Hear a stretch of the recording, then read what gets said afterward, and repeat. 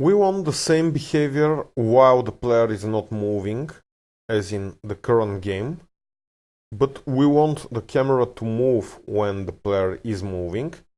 So I am going to write this line of code, and I am going to start using actual screen coordinates. And one such coordinate is screen enemy X, and I'm going to use it here.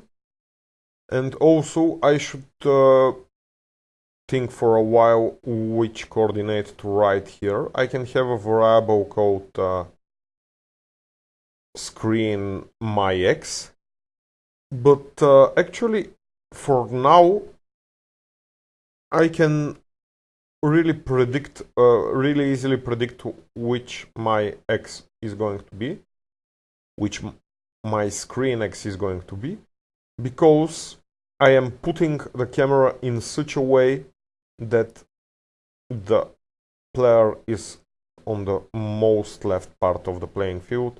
So if I just draw the player on X0, I think everything is going to be fine. And let's see what is going on when I'm pressing right.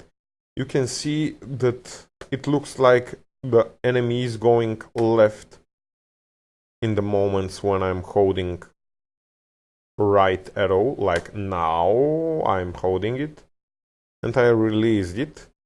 So it's hard to realize for now that the enemy was always moving right, and sometimes I was moving right too. It's hard to understand because I don't have a lot of other objects that I can compare myself to. In the game that I've showed you, the player was able to see markings on the road, trees, a lot of cars.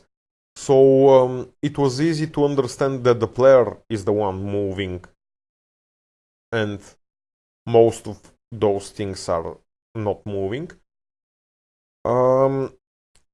What I want you to do now is add a lot of different enemies, and one more small task is to change this line of code so that the camera is a little bit to the left from the player, and the player is not going to always be on the most left part of the playing field.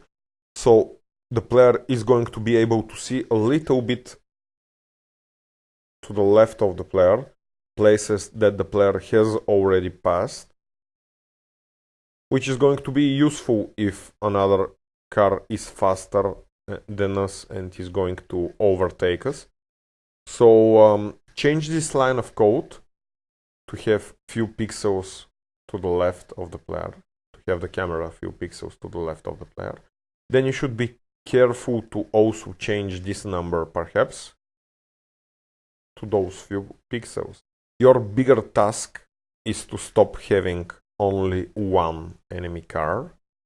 You should change those to be an array of cars.